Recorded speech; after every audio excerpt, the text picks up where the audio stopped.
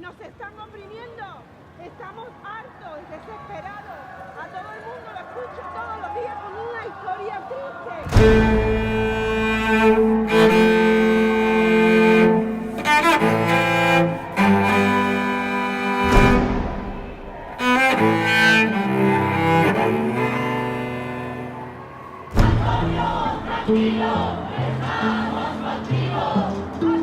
Construir nuestra identidad forma parte de un proceso de largo recorrido. Conforme van pasando los años, la realidad se va abriendo paso ante nuestros ojos. Vamos siendo conscientes de cómo funciona la sociedad. Y en ese proceso de análisis interno constante, nos vamos forjando como personas y vamos despertando nuestra conciencia. Somos capaces de reconocer los fallos del sistema que nos han vendido durante años como un sistema impoluto. Y gracias a la observación cotidiana, vamos cimentando nuestros principios dentro de una sociedad que en ocasiones se empeña en vivir aletargada de la realidad del día a día. Luego, con nuestras propias herramientas, tratamos de seguir forjando el camino, de ese camino que a veces se torna difícil de alcanzar. Pero, ¿cuál es el papel que jugamos como individuos dentro de la sociedad? ¿Tenemos la capacidad de poder cambiar nuestro entorno dependiendo de la posición social que ocupamos? ¿Puede ser nuestra profesión una gran herramienta para construir una nueva sociedad más justa e igualitaria? Y lo más importante, ¿cómo nace nuestro clic interior, que nos hace despertar nuestra conciencia política de transformación social?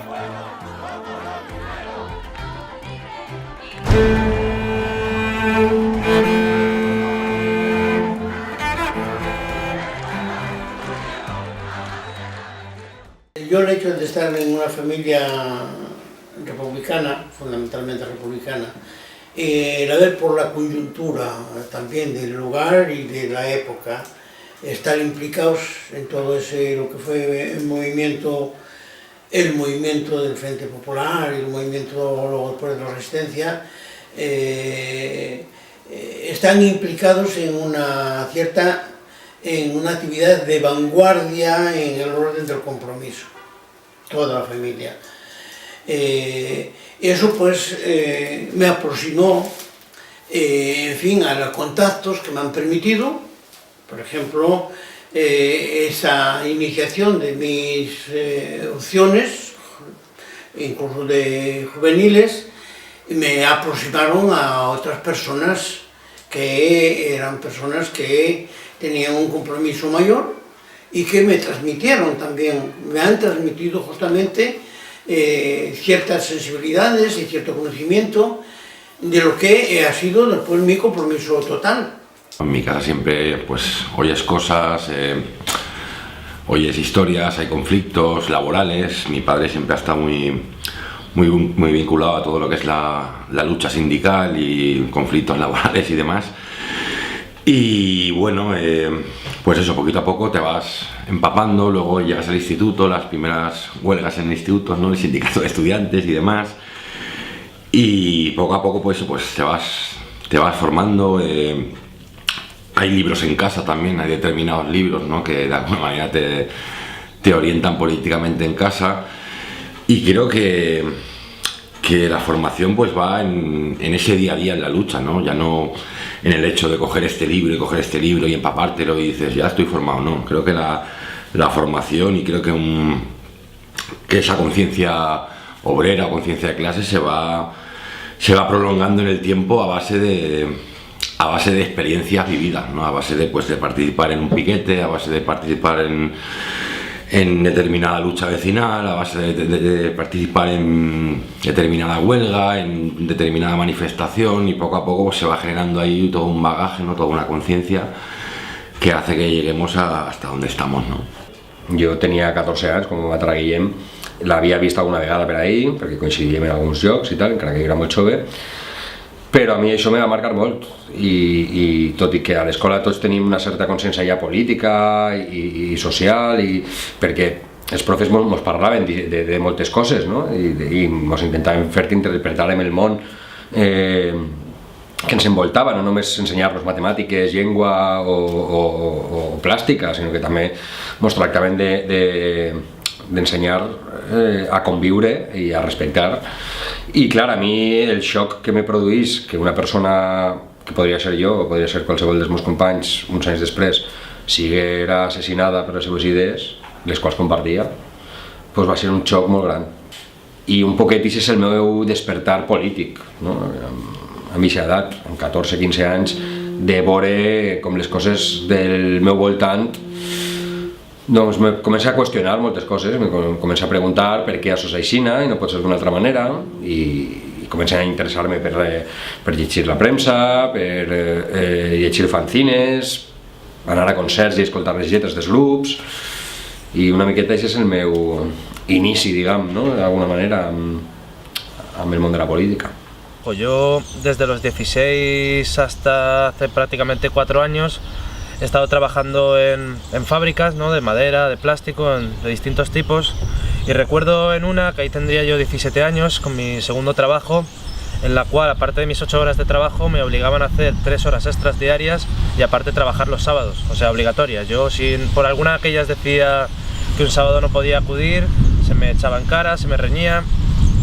Y ahí descubrí también un poco, descubrí lo que viene a ser la explotación, y aparte de que al principio como que ninguno se negaba a hacer esas horas, pero en el momento que a lo mejor habíamos 5 personas que decíamos no queremos hacer estas horas de este sábado porque este sábado queremos descansar después de tantas semanas sin parar, pues también un poco ahí como la solidaridad obrera y como si varias personas se juntan es posible lograr, ¿no? Cambiar aunque sea ciertos puntos, ¿no? Entonces se puede decir que trabajando, que codo a codo con clase trabajadora también te despierta muchas inquietudes y te acabas preguntando por qué es así, porque este tío viene en traje y corbata y me exige que yo esté trabajando aquí 11 horas y ni siquiera quiero trabajar esas 11 horas y ni siquiera es legal trabajar tantas horas, y eso la verdad que me despertó mucha inquietud. Entré a currar, entré en un taller de soldador y pues eso, los conflictos laborales, las primeras tensiones, las primeras reuniones que haces a escondidas, porque era una empresa pequeñita que aún no teníamos delegado sindical y éramos eso, 8 o 10 trabajadores y había que reunirse en un bar a no sé cuántas manzanas del taller para que no nos vieran los jefes, porque como decía mi jefe, no quiero corrillos, nos decían, ¿no? Qué significativo, nos decían, no quiero corrillos. Por el tema, para una cosa tan básica como reivindicar las 8 horas, hacíamos casi 12 horas al día, porque ellos decían, ¿no? Porque éramos calefacción y gas, y decía que se perdía mucho tiempo en la furgoneta hasta que llegabas a la finca o a la casa donde tuvieras que hacer la hora, ¿no? Y era como decir, tío, ya, pero yo ese tiempo estoy aquí, no estoy en mi casa, ¿no? Pues pelear algo tan obvio como eso, ¿no? Cuando tuvimos el primer delegado sindical, la huelga de 2002, que lo mismo, ¿no? Era un rollo ahí de cómo planteas, sobre todo una empresa pequeña, ¿no? Porque a veces es más fácil que una gran empresa, pues tipo Foro, tal, con unos sindicatos ahí fuertes y 3.000 tíos en plantilla, pues a veces es más fácil plantear una huelga, ¿no? Pero cuando eres 14 o 15 en una empresa y sabes lo primero que te va a decir el jefe, ¿no? Pues todos esos, luego llegó mucho el tema de cuando el movimiento antiglobalización, cuando lo de Génova, cuando la cumbre en Barcelona, que estuvimos y tal, pues toda esa serie de acontecimientos, ¿no? Se van encadenando y poco a poco pues, van formando, pues, no sé si decir un militante, creo que militante es una palabra que a veces a la gente así más nos viene muy grande, ¿no? Creo que un militante pues es el señor guerrillero, gente que da algo más que su tiempo, a veces dan su vida. Bueno, yo creo que lo que te mueve un poco es la sensación de que la solución a los problemas debe de ser colectiva, ¿no? Que la opción ahora tan dominante de que cada uno se busca resolver su conflicto laboral, su conflicto familiar o su conflicto económico no era la verdadera alternativa, ¿no? Creo que se está perdiendo un poco la sensación de que esa frase que se decía en la canción de que nos salvamos todos o no se salva ni Dios, ¿no? Pues un poco eso es lo que me movió y lo que creo que me condicionaba para hacer esto. Y luego hay un momento en mi vida personal que yo creo que también es importante, es cuando en el 91 yo viajo a El Salvador, era el final de la guerra en El Salvador, entonces tú te veías una sociedad funcionando con criterios colectivos, era una guerrilla, el FMLN, en un conflicto por la tierra tremendo, donde no se podía ser neutral, había unos latifundistas y unos paramilitares y unos escuadrones de la muerte que dominaban todo el panorama político que reprimían y masacraban con la complicidad del gobierno de Reagan a unos campesinos que solamente querían guerra, y veías a unos campesinos organizados en pequeños pueblos, en algunos casos armados, y luchando simplemente por el derecho a poder trabajar la tierra y comer, ¿no? Entonces es cuando yo creo que ahí ya me di cuenta que no podía uno estar indiferente ante todo eso, ¿no? Que tenías que tomar partido y que no te sentías ni humano ni digno estando al margen de las luchas de la gente que quería unas mejores condiciones de vida. Creo que empezó cuando tanta otra gente en este país empezó a ver lo que estaba ocurriendo en las calles, en los trabajos, lo que estaba haciendo el gobierno, lo que estaban haciendo los gobiernos supranacionales. Es decir, una toma de conciencia de que alrededor la democracia se estaba desbaratando y desmoronando, y el Estado de Derecho también estaba siendo atacado por distintos flancos, y que estábamos paralizados. Al principio yo creo que por el miedo y el estupor, y en ese momento yo pensé que como periodista tenía que hacer mi trabajo, que no es otro que el de servicio público, es decir, dar voz a esas inquietudes, utilizar el altavoz que yo tenía en la radio para que llegase a otros la indignación que ya estaban mostrando algunas personas más concienciadas.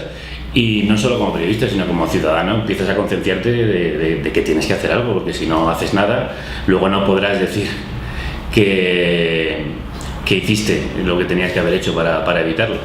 Ahí creo que sucedió al mismo tiempo que le sucedió a tantas otras personas en este país, que empezaron a despertar por el bofetón. Es decir, cuando estás en una especie de dormidera y te viene este aluvión que fue la crisis, en realidad te despiertan casi de un empujón, un encontronazo, ¿no? Como si estuviéramos anestesiados y de repente alguien te saca de la hipnosis y te dice: despierta, el mundo ahí fuera está cambiando, y si tú no haces nada por evitarlo, cuando quieras darte cuenta ya no podrás ni siquiera vivir en él. Pues a mí me aproximaba más a las opciones comunistas, que todavía teóricamente tampoco yo en ese momento no tenía mucho conocimiento de lo que era, pero era una sensación que se sentía, porque es que en la España del 40, después de la derrota de la República, la propia propaganda del régimen, tomando como elemento fundamental todo lo que era antifranquista, era comunista, había que exterminar el comunismo, automáticamente todos los calificativos que te pudiera decir el franquismo los optabas como tu identidad. ¿Tú comprendes por qué era el franquismo la negación completa de, bueno, que lo habían demostrado por los asesinatos, por la represión, por todo lo que había? Realmente no hay una chispa, no hay un día que a partir de ese día digas: yo hoy he tomado conciencia y hoy me declaro comunista, porque no, creo que, como te decía antes, es un proceso, ¿no? Será una serie ahí de hechos puntuales en tu vida, pues sea una huelga. Yo estuve muy jovencito en la huelga del 94 y esa huelga me marcó. Luego eso en el instituto, las primeras huelgas. Jo a l'institut vaig ser un institut públic i me trobé amb una realitat molt diferent que la de l'escola. És un institut públic de la ciutat de València on som de les primeres línies en valencià, per tant érem una mena de gueto, érem l'última classe que hi havia ja al passadís i érem un poquet los bichos raros de l'institut, els de la línia i tal, i és de veres que vam fer molta pinya, érem una gran família i ens duien molt bé amb tot el món, tampoc hi havia cap problema, però també pues, hi havia coses molt curioses, com per exemple que ens venien a visitar els fatxes cada 2 per 3 per a pegar-les a los de la línia. I clar, tot això en 14-15 anys doncs, ja te crea una situació ahí una miqueta de preguntar-te moltes coses, de per què, perquè has de ser tu objecte de la violència d'altra gent per el simple fet d'estudiar en valencià, quan tens a més al Guillem acabat d'assassinar. En algunas, ya me han hecho una pregunta varias veces: ¿cómo tú, siendo joven, estando allí en España, optas por ser comunista? Y yo le decía, y mira, en el año 45, 46, después de las grandes batallas de Stalingrado, de lo que pesaba la Unión Soviética, el odio que despertaba el régimen contra la Unión Soviética y los comunistas y tal, alguien que se comprometía a estar en contra de Franco era comunista. tenías el 90% de posibilidad de optar por ser comunista. Luego después, claro, no basta simplemente con esa voluntad de decir yo soy tal, eres cuando te formas, cuando ya tienes un compromiso mayor y todo eso. Y claro, pues mi opción, mi familia fue toda entonces en el partido. Sin conciencia adquirida, no podemos construir la utopía que todos perseguimos alcanzar. Pero para lograr la transformación social, es necesario disponer de ciertos altavoces para lograr dar voz a toda esa ciudadanía silenciada. ¿Cómo podemos usar nuestra profesión para concienciar y ceder la palabra en pro de los beneficios de toda la sociedad? De siempre, desde muy jovencito, casi desde niño, yo tenía intención de escribir y era mi vocación. Y vi que la salida profesional de alguien que quiere escribir y contar la historia y narrar era el periodismo, ¿no? Es verdad que uno puede tirar directamente por la escritura de ficción, pero a mí siempre me interesó el periodismo en distintas vertientes. Me interesaba muchísimo la prensa escrita y me gustaba escribir y que quería ser un cronista, y también la radio es un medio con el que prácticamente yo me he criado casi como el niño con el biberón. O sea, he escuchado radio desde que tengo uso de razón y memoria. Y la verdad es que no tuve dudas a ese respecto, no he tenido varias vocaciones. Desde muy jovencito me acuerdo, con a lo mejor 12 o 13 años, preguntarme a alguien, ¿tú de mayor qué quieres ser? Y yo decir, periodista. Probablemente en aquel momento no tenía ni idea de lo que eso significaba. Luego surge el grupo, que nos lo planteamos sin muchas aspiraciones, sacamos las maquetas, la cosa empieza a funcionar, y luego era como algo así como, bueno, si ya que voy a subir a un escenario y un determinado grupo de gente me va a prestar atención, ¿no? Que es algo maravilloso, ¿no? Que te subas allí y haya una serie, un número determinado, indefinido de personas que vayan a prestar atención a lo que tú dices. Pues ¿por qué no aprovechar ese altavoz para decir algo más o menos interesante, ¿no? Por lo menos que choque y que de alguna manera cuestione todo ese discurso oficial o todo ese discurso mediático. O sea, bastante propaganda hace el enemigo como para, si yo tengo ahí la oportunidad de subirme a un escenario o ir a un festival en el que hay mucha peña, pues aprovechar para meter ahí.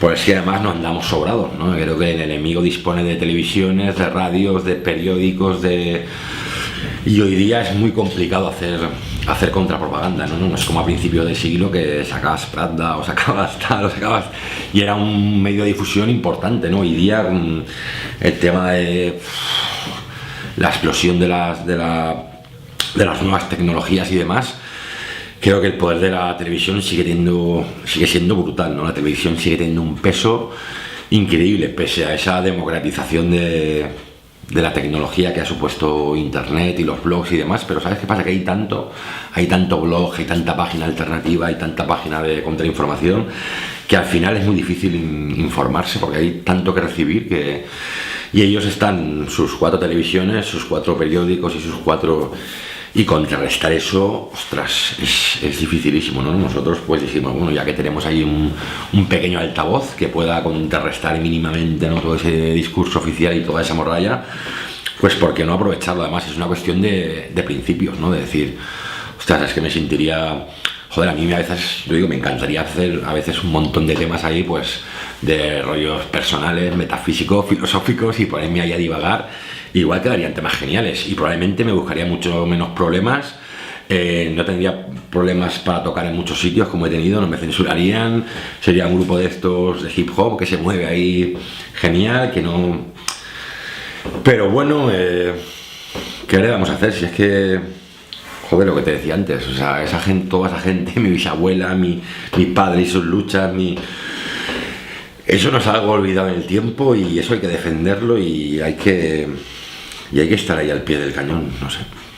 Radio Nacional, en Radio 3, me pide un proyecto de programa que reflejase las inquietudes culturales y sociales de la gente, digamos, más joven, alternativa y más disidente. Sobre todo querían que hiciese un programa de contracultura, que además es un terreno en el que yo me había movido como periodista. Estoy muy interesado por las corrientes tanto artísticas como musicales, digamos, más al margen.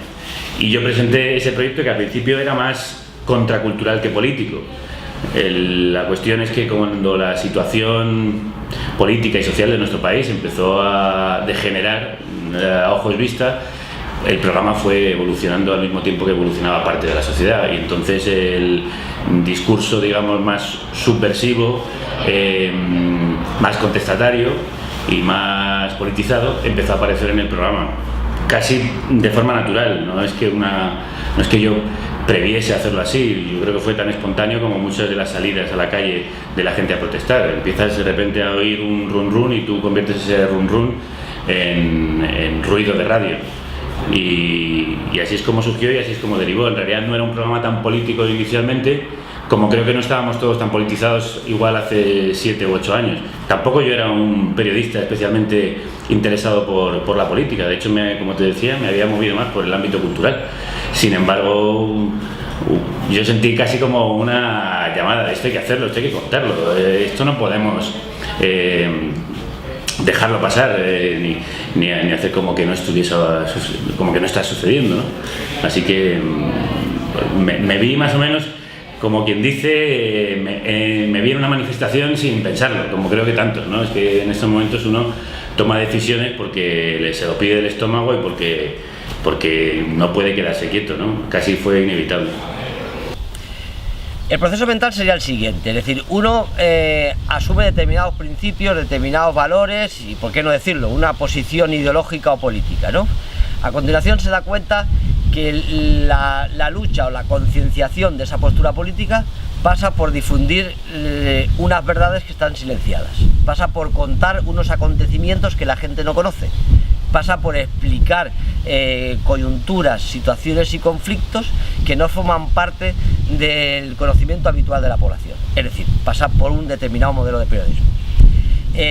Uno lo intenta, ¿no? Acaba la carrera de periodismo, ve qué existe en el modelo comunicacional, qué posibilidades hay, qué rendijas hay, qué opciones hay, qué alternativas hay para contar esas verdades que uno tiene el sentimiento porque ha vivido en El Salvador, en Chiapas o en Venezuela o en Cuba o en su propio barrio o en una casa ocupa o en un movimiento ecologista. Es decir, cómo estos movimientos, estas situaciones con unos valores que yo comparto, que yo creo que hay que contarlos, que hay que explicarlos, que no se están diciendo, que están silenciados. Yo creo que la gente los debe de conocer, ¿no? Porque forman parte de la realidad y de una verdad que nos ocultan. Y entonces uno tropieza con la macroestructura informativa. Yo creo de que está muy implicado, muy vinculado el tema de la lucha de memoria.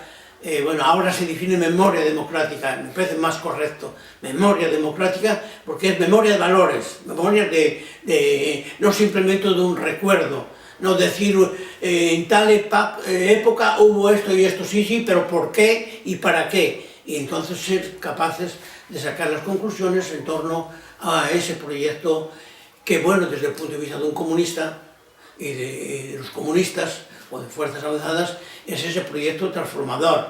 Y ese proyecto transformador se tiene que hacer desde la conciencia social la más amplia posible, justamente para que no quede simplemente en lo retórico, simplemente en lo simbólico, sino en lo real. Cuando me preguntan si milito en algún sitio, suelo decir que milito en Los Chicos del Maíz porque siento que en parte tiene esa parte de militancia. Es algo que no se puede medir porque tú en la música muchas veces nos dicen sabéis que estáis concienciando a muchas personas, pero es algo que no se puede medir. Tú no puedes decir he concienciado a 150 personas este año. Está muy bien que a veces te viene alguien, ¿no? Y te dice despertaste un poco de interés en política en mí cuando empezaste con el grupo, os escuché y ahora tal.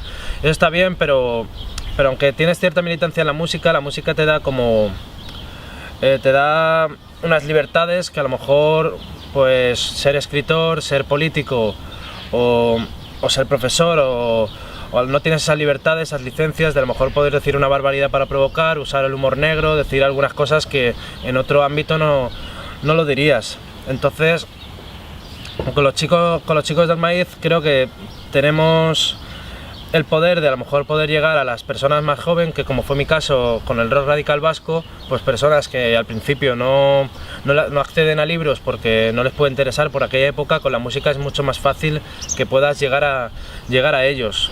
Lo único que sí que creo que la música tiene sus limitaciones. La música no es nuestra obligación, por así decir, el concienciar ni a la gente no sé, ni llegar, o sea, ni dar un discurso político de cambio. O sea, la música no tiene ese tipo de obligaciones. Eso ya viene un poco por tu militancia fuera de la música. Que yo personalmente no milito tampoco en ningún partido ni asociación porque, no sé, no me gusta tampoco atarme a ninguna siglas, pero sí que estuve, por ejemplo, este lunes en un desahucio con la PA, cuando hay una manifestación de la de Xuntentense por acudo. Siempre que puedo aportar en la calle, sí que aporto, porque sí que pienso que es lo necesario. La música está muy bien, ayuda, pero si luego en la calle no ayudas a aportar un poco de músculo o aportar, o sea, mínimo aportar tu presencia. Luego cuando se necesite solidaridad, pues mira, solidaridad por ejemplo sí que es algo que puede aportar la música, porque puedes hacer un concierto como hemos hecho para la PA Unpar o para otras cosas, para recaudar dinero, porque realmente muchos movimientos sociales lo que necesitan es dinero, porque vivimos en un estado capitalista y si no hay dinero muchas cosas no pueden funcionar. Pero es lo que te digo, yo milito en los Chicos del Maíz, pero no sería viable si no es compatible con la calle. Si no estás en la calle, creo que ya puedas ser escritor, ya puedes ser lo que sea, que tu discurso al final es vacío, porque si no estás en la calle no ves realmente los problemas que existen en la calle. Pues la verdad es que sí, ¿no? Que es impresionante, pues de repente eres ahí una persona completamente anónima, ser una persona pues eso que llena una sala o que llena un festival o que te paran por la calle o que una mano y los chavales, una foto tal, y es una responsabilidad enorme. Creo que hay que medir muy bien lo que se dice, ya no en una letra o en, bueno sí también en una letra, pero por ejemplo también en Twitter, hay que medir muy bien lo que se dice y lo que se hace, ¿no? Porque en el momento en el que te conviertes en un altavoz para mucha gente hay que cuidar lo que se dice, ¿no? Y hay que tomarse las cosas con mucha calma, porque, joder, hay mucha gente pendiente de ti, ¿no? Y hay gente muy joven que se puede tomar algunas cosas al pie de la letra, o gente que puede... Y no sé, hay que tener ese tipo de cosas muy presente y ser muy tacticista, ¿no? Con lo que se dice y con cómo... Ya no con lo que se dice, con cómo se dice, ¿no? Porque a veces...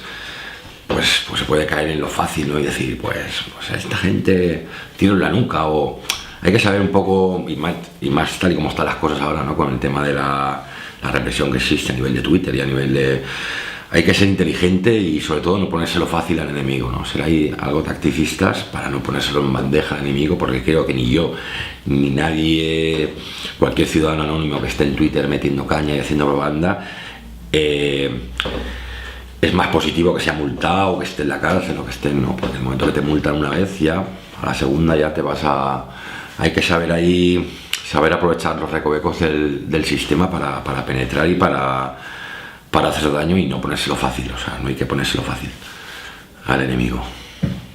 Yo, si te soy sincero, no me arrogaría el papel de transformador de la sociedad.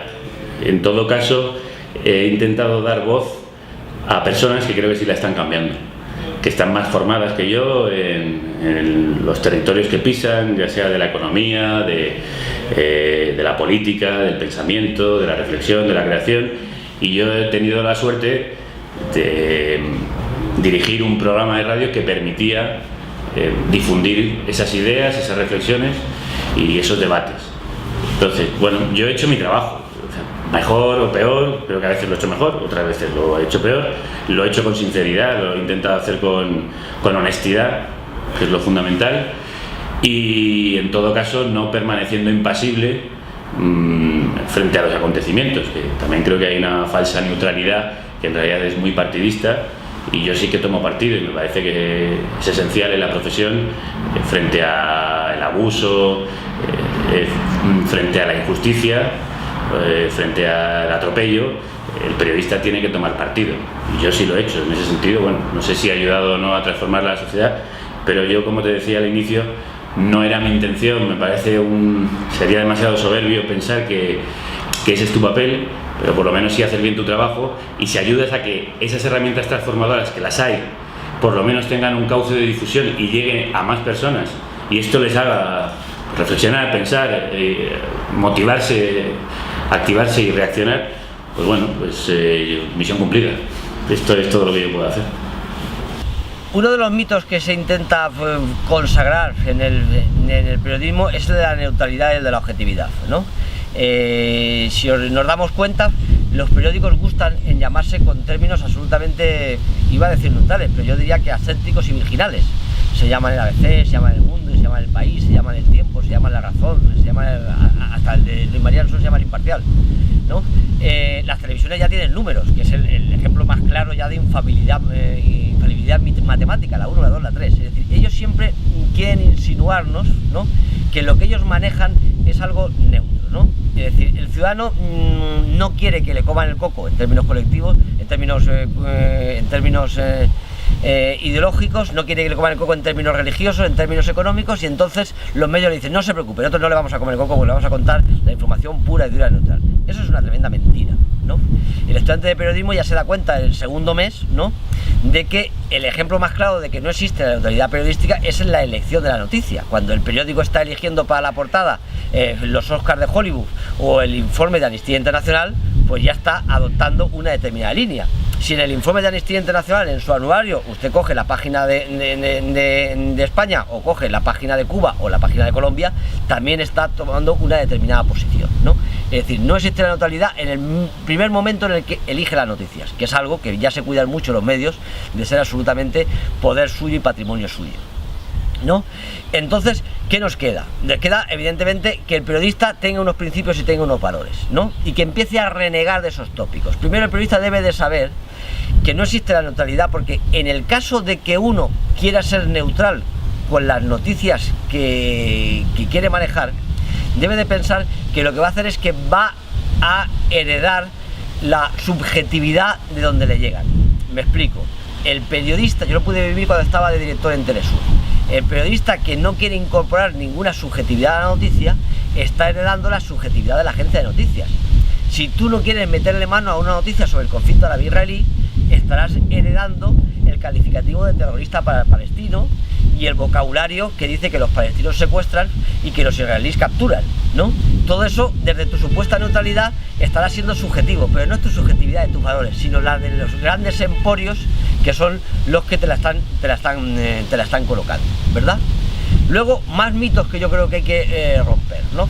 Existe una opción en el periodismo actual de no querer mojarse, y entonces lo que hacen para quedar bien con todos los poderes se dedican a hacer un corta y pega de declaraciones, ¿no?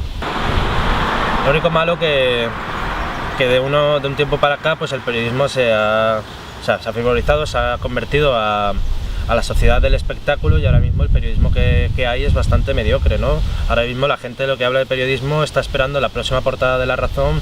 Mira qué graciosa es la portada de La Razón, pero ahí siguen viviendo, ¿no? Al final esas portadas las acaban haciendo porque la gente, al comentarla, como que les da más voz, y al final todo el mundo ve la portada de La Razón, ve la portada del ABC, y vivimos en una sociedad de espectáculo en la que periodistas de calidad, como en España tenemos a Ignacio Ramonet, tenemos a Pascual Serrano o a otros tantos, o sea, no son conocidos por nadie. O sea, esos periodistas no son conocidos por nadie cuando son de los mejores periodistas que tenemos en el Estado español. ¿Pero por qué? Pues porque no quedaran bien en la televisión, no quieren ir a tertulias a pegar 4 gritos, porque eso es el periodismo ahora. El periodismo de hoy en día es ir a una tertulia antes de comer y pegarte 4 gritos con Alfonso Rojo y decir: yo es que soy más tal o yo soy más cual. El periodismo se ha devaluado, pero sí que lo considero que es una herramienta que hay que recuperar, y es una herramienta vital para transformar la sociedad, y es una herramienta vital porque la información es un bien de primera necesidad que tiene el pueblo, y lo tiene que tener, y lo tiene que tener de calidad, y lo tiene que tener verídico. La historia la cuentan los ganadores, no descubre nada, esto lo sabemos todos. Y el presente también lo cuentan los ganadores, es decir, la cuentan aquellos que tienen más medios a su disposición. Yo sí he tratado, desde la pequeña medida de mis posibilidades, compensar ese desequilibrio que creo que hay profundo en cómo se cuentan las cosas y la visibilidad que se da a ciertos discursos en este país. Sí que tengo la sensación de que las dos Españas hay una que es mucho más grande que otra, que tiene mucho más poder que la otra. A veces pueden corresponder, evidentemente, con las dos grandes ideologías, las que se enfrentaron en la guerra civil, pero también creo que tiene que ver a veces más con arriba y abajo, ¿no?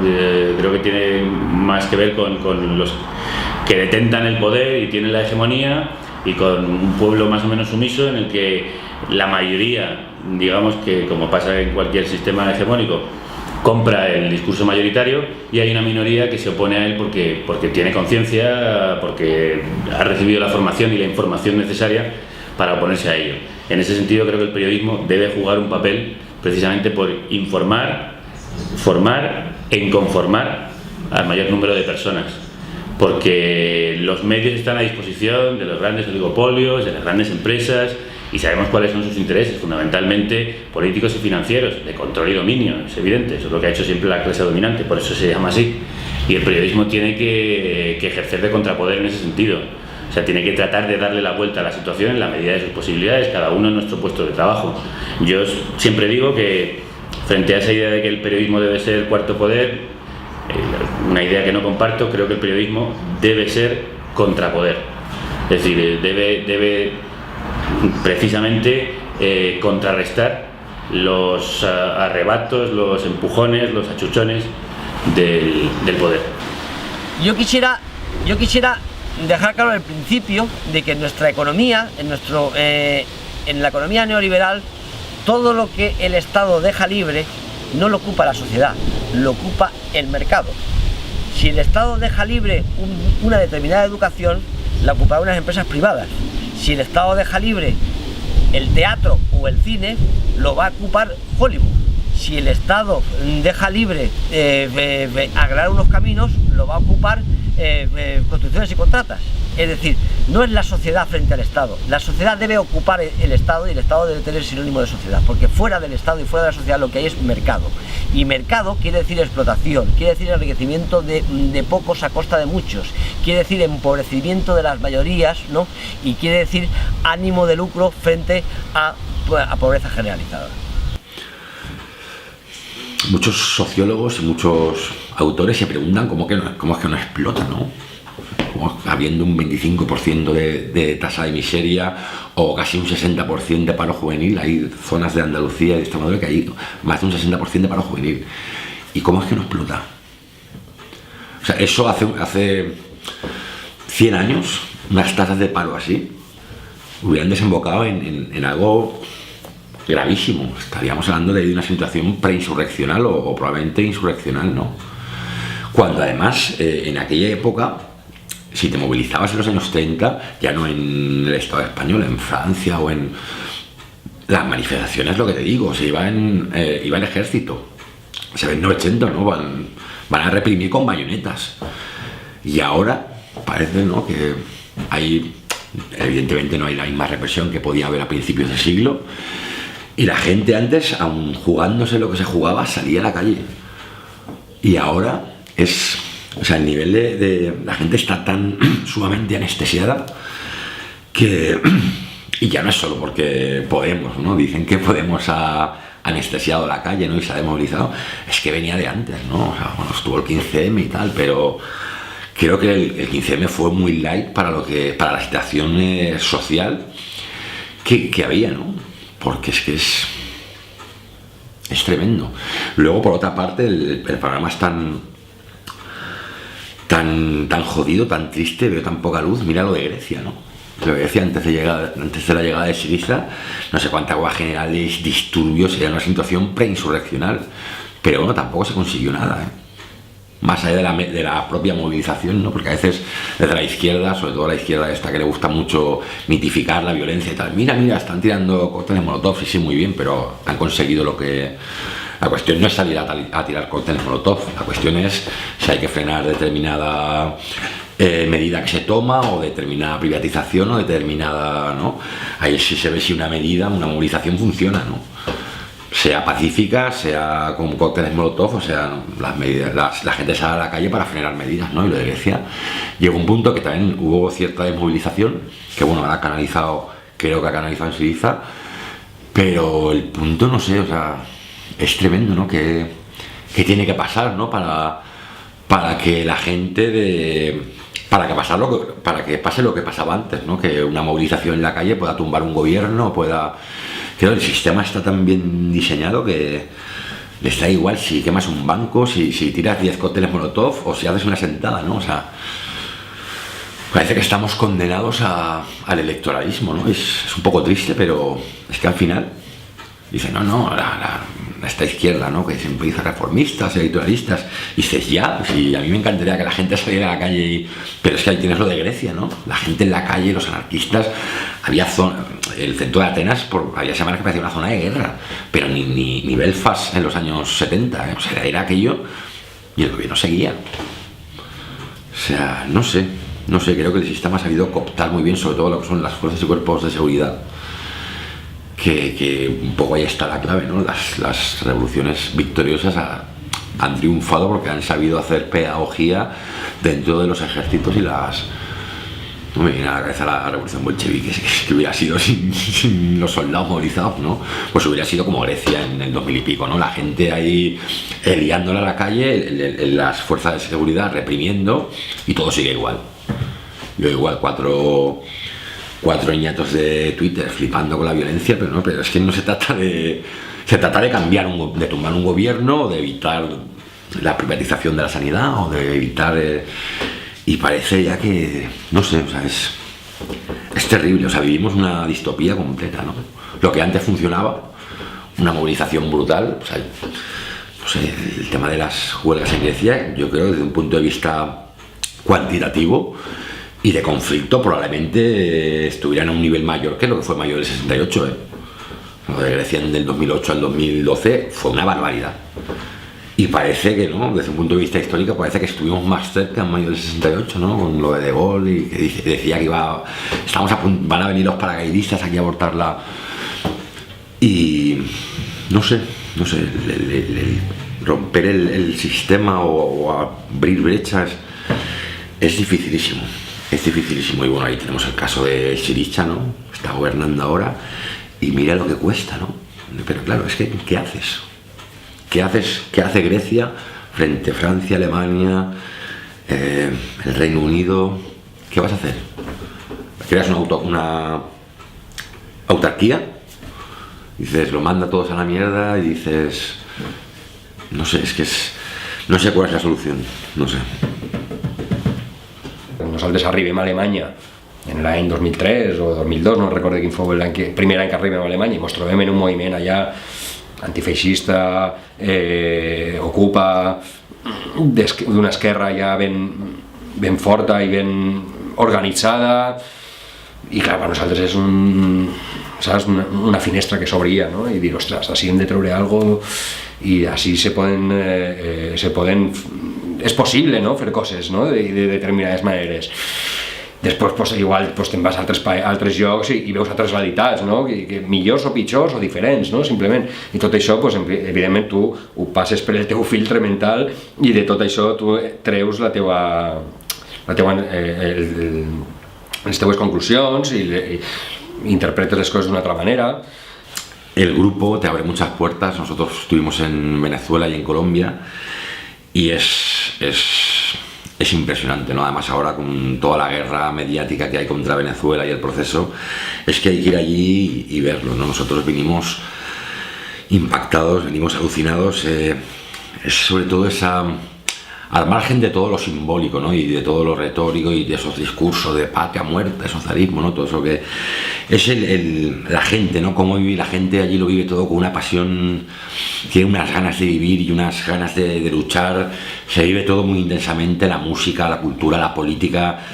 Dicen, no es que la sociedad venezolana está polarizada, claro, es que allí todo se polariza, todo se vive intensamente, todo es unas ganas de vivir que aquí en Europa se ha perdido, no? Hem estat en Venezuela, hem estat en Cuba, hem estat en Palestina, vull dir, hem vist coses molt que volien conèixer de primera mà i ho hem viscut a més junts, com a amics, i tot això ens ha donat una visió de les coses, jo pense que molt positiva i que tots hem après molt, i tots a més som molt autocrítics, és a dir, nosaltres mai hem sigut persones tancades, sectàries o que hem tingut les idees superclares i no hem deixat mai que hi haguera cap escletxa o cap dubte, tot el contrari, sempre ens han preguntat, ostres, i això per què? O per què això no es podia fer d'una altra manera? Vull dir, sempre hem intentat millorar les coses, inclús les nostres pròpies coses, i hem sigut molt autocrítics amb les nostres errades o amb les nostres mancances. I sempre tot això ho hem pres com un aprenentatge. Estuvimos también con River Banda, estuvimos en Londres y yo me vine un poco compadeciéndome de los españoles que se han visto exiliados, ¿no?, a trabajar allí, que vinieron bastantes, ¿no? Ahora puedes ir a tocar a Londres o a Berlín, ¿no?, porque está lleno de exiliados españoles, ¿no? Y era muy triste, ¿no? Además, si haces ya la comparación con Latinoamérica, es como estas macrociudades en las que cada uno va a su bola, el consumismo es el eje de todo, ¿no? El consume y calla y trabaja, y aparte son estas grandes capitales europeas, los horarios se han roto completamente, ¿no? No es como antes, que trabajabas de lunes a viernes, de 8 de la mañana a 5 de la tarde. Allí está todo funcionando 24 horas, allí el domingo por la noche es como si fuera no, esa flexibilidad brutal del neoliberalismo salvaje, ¿no? Que ahí es la cuna, ¿no? El lunes.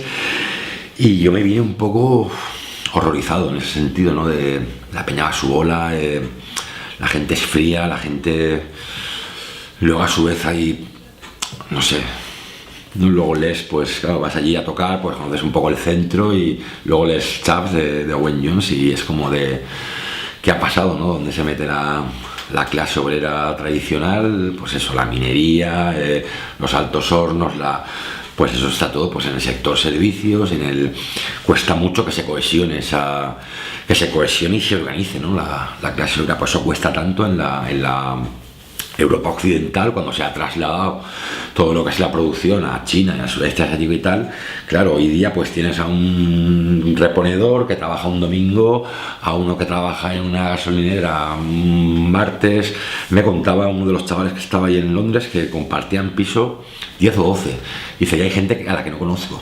Los horarios están tan partidos que uno llega de trabajar el domingo por la noche, otro sale el martes por la mañana, otro es este liberalismo salvaje en el que ya no es que no conozcas a tus vecinos, es que no conoces a la gente que vive en tu piso, tío, ¿no? Es una especie de gran hermano de Fahrenheit 451, ¿no? En el que una distopía, creo que esa distopía de los libros de ciencia ficción la estamos viviendo ya. No existe transformación social sin una capacidad de análisis de nuestro entorno y de la unidad temporal. Tenemos que seguir aprendiendo de los errores del pasado para afrontar nuestro presente con un enfoque que nos permita alcanzar el futuro que perseguimos. Un futuro que sirva para sedimentar los pilares de esa sociedad idílica que se forja en torno a la igualdad y sin la explotación del hombre por el hombre. Pero, ¿cómo vemos nosotros nuestro futuro? Pues sinceramente me levanto días que veo el futuro esperanzador y me levanto otros días que veo el futuro muy negro. Creo que también eso depende de las sensaciones diarias, porque por ejemplo el lunes acompañé, como he dicho antes, aquí en Catarroja, a la PA de Valencia, un desahucio, y yo pensaba que eso ya estaba como superado, ¿no? Que las personas entendían que los desahucios estaban mal. Y en cambio vi a vecinos de esta mujer que querían desahuciar con 2 hijos menores venir a criticar si fuese tu vecina querrías que estuviera fuera porque no paga la luz del patio. Y a lo mejor no se preguntan que es que no puede pagar la luz del patio, a lo mejor no tienen esa idea en la cabeza. Si no van a echarle a su casa es porque no pueden pagar, no es porque esté gastándose el dinero en otras cosas y no quiera pagar, es porque no puede pagar. Y también luego otros chicos jóvenes que estaban ahí también un poco como criticándolo, y yo pensaba, ¿no?, que se habían roto ese tipo de barreras, que al menos las personas ya entendían que tú tenías que tener casa, tenías que tener trabajo y tenías que tener comida. Yo creo que eso ya pensaba que la gente, que toda la sociedad había superado y entendía eso, que solo tenían que tener casi por ley, si no por ley, pues prácticamente por ley.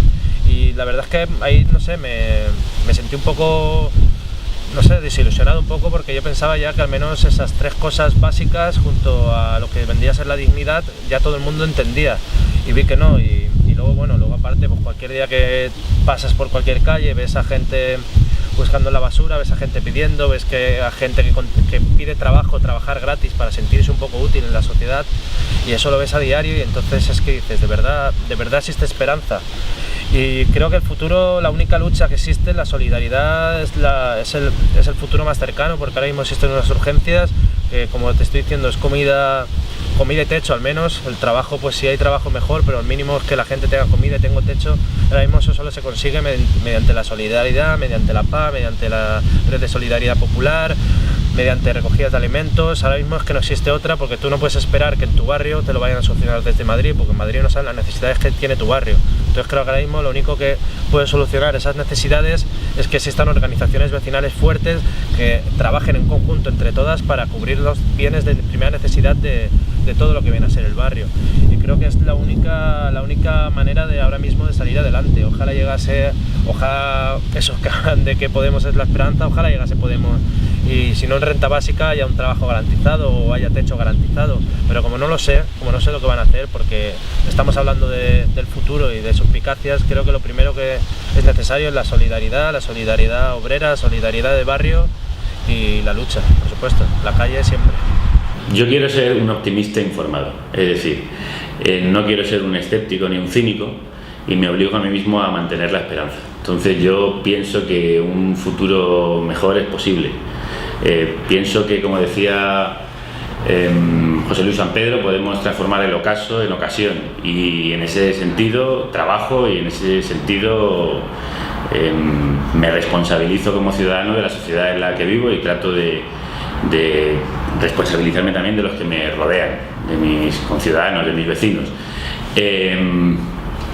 Sé que no vamos a ir hacia la Arcadia, o sea, la tierra prometida no está al otro lado, a la vuelta de la esquina. Es decir, que también creo que estamos poniendo unas expectativas muy altas en el cambio político que ciertas fuerzas nuevas y renovadoras están significando. Y creo que es poner sobre ellos una responsabilidad demasiado grande que nadie puede llevar sobre sus espaldas.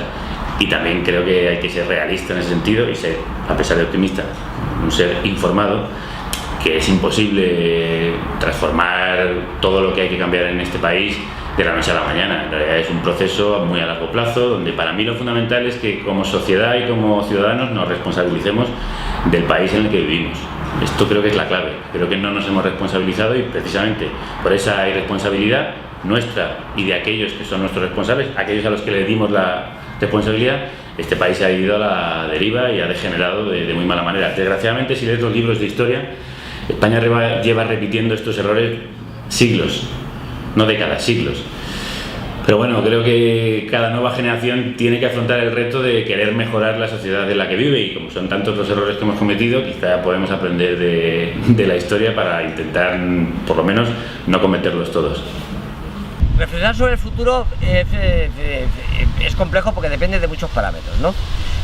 Depende del nivel de agresividad de los poderes dominantes respecto a la ciudadanía. Depende del nivel de tolerancia o de aguante que puedan tener esos ciudadanos hacia los derechos que pueden estar perdiendo. Depende de potenciales liderazgos que puedan surgir, hasta qué punto puedan ser válidos o no válidos.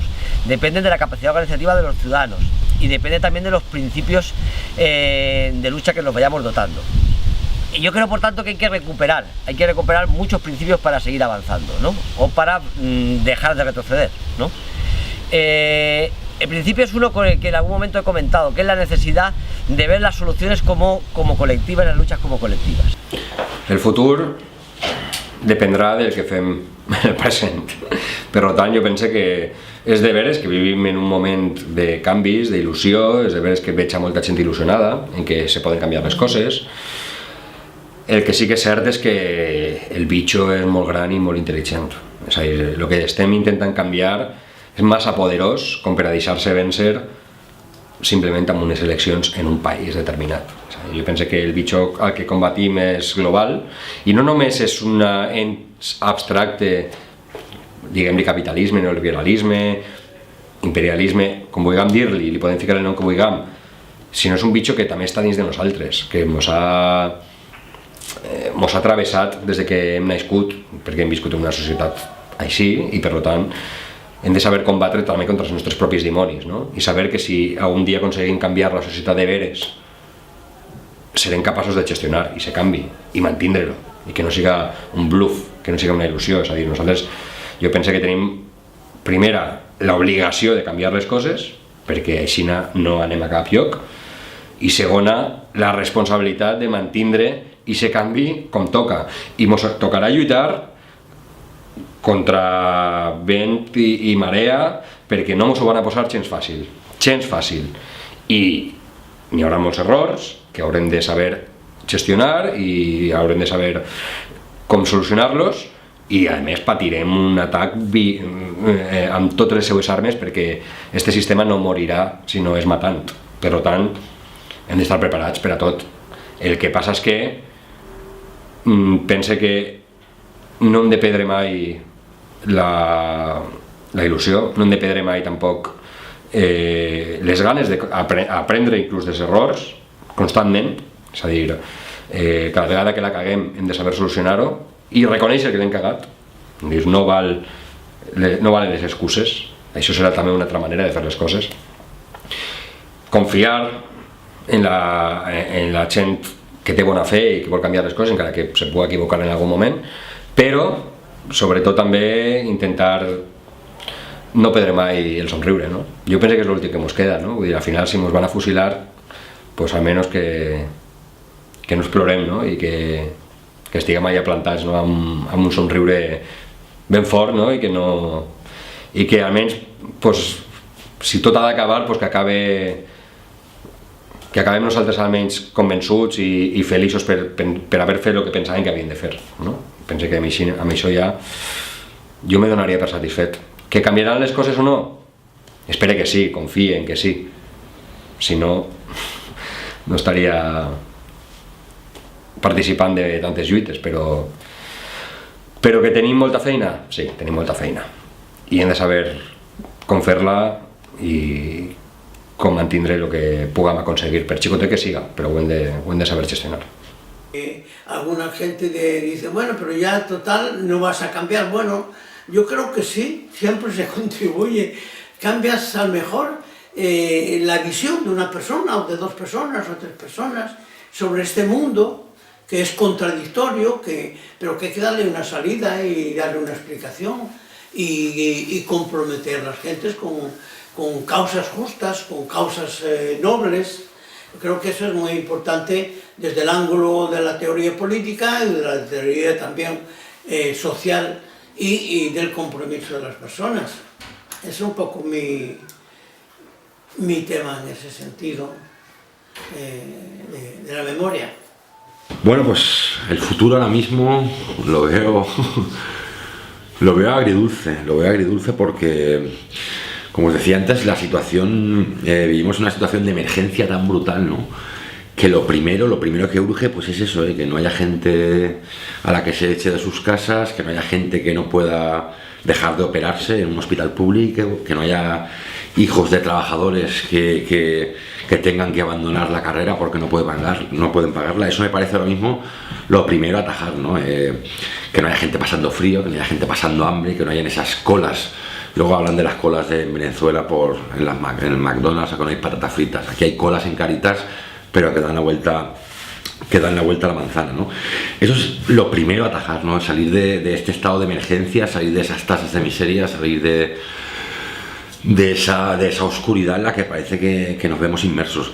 A raíz de ahí, pues todo es cuestión de ponerse a soñar, ¿no? Y creo que no tenemos que tener miedo a soñar y no ponernos... En el momento que nosotros nos ponemos límites, estamos perdiendo, ¿no? Creo que hay que apuntar muy alto, ¿no?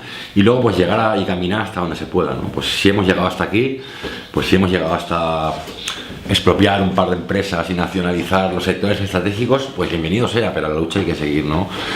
Creo que no hay que decir, hay que ponerse el tope muy lejos. Si luego se llega hasta esto, pues bueno, hemos llegado hasta esto, pero hay que seguir peleando, ¿no? El futuro, parece que algo se mueve, ¿no? Tenemos ahí una nueva jornada de gente joven, de nuevos políticos, sea en Izquierda Unida con Garzón, Tania, Couso, sea con Podemos, sea que de alguna manera pues todo eso que termine en algo concreto, ¿no? Que termine en algo que mejore la vida de las personas, ¿no? Es que ya no te pido hacer aquí una revolución bolchevique, ojalá se pudiera, pero no sé, de momento salir de esa situación de pura emergencia social. Y luego, como te digo, el límite es el cielo, o sea, por lo menos para mí, creo que no hay que ponerse topes o decir vamos a llegar hasta aquí o vamos a empezar poquito a poquito y creo que si se avanza, pues no tiene por qué sea, si se avanza, el camino se va haciendo y no hay que ponerse límites, sobre todo no ponerse límites, porque si te pones límites ya estás saliendo a no ganar, ¿no? Es mejor salir a ganar y oye, y si luego se empata o se llega hasta aquí o hemos estado a punto de la gran victoria, pues bienvenida sea y seguro que es mejor que lo que teníamos antes, ¿no? Toda esta gente que... es que yo me queda mucho la izquierda agorera esta, ¿no? De todo es una mierda, estos son reformistas, el otro es tal, no sé qué.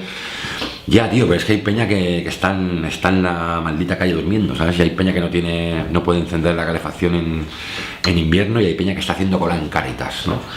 Y creo que eso hay que atajarlo ya, ¿no? Porque a veces es muy fácil decir, no, es que si le das calefacción eres un reformista ya, tío, pero es que se está muriendo de frío, ¿no? Pero bueno, si podemos hacer eso, como te digo, y si ya has cumplido con eso puedes avanzar más, ¿no? Porque es que además si no avanzas, si no cubres lo primario, lo más urgente, tampoco se puede avanzar más, ¿no? Porque no vas a empezar a colocar a sacar una bandera roja cuando tienes a la gente sin calefacción, ¿no? O sea, creo que todo es un proceso y creo que no hay que... No sé, a ver qué pasa. Desde luego vivimos tiempos muy interesantes y creo que son tiempos que con los años, o sea, vivimos unos tiempos que con los años, igual dentro de 30, 40, 50 años, este periodo concreto se estudiará. Será un periodo, no sé si saldremos victoriosos, será un periodo que, oye, pues a raíz de empezó el 15M y luego se lió y luego tal, y luego esto desembocó en algo más interesante, o igual parecía que sí y pagamos un salto hacia atrás. Eso, yo no tengo una bola de cristal, pero lo que tengo seguro es que vivimos un momento histórico que va a desembocar en algo. Estoy segurísimo. Estamos asistiendo a la historia.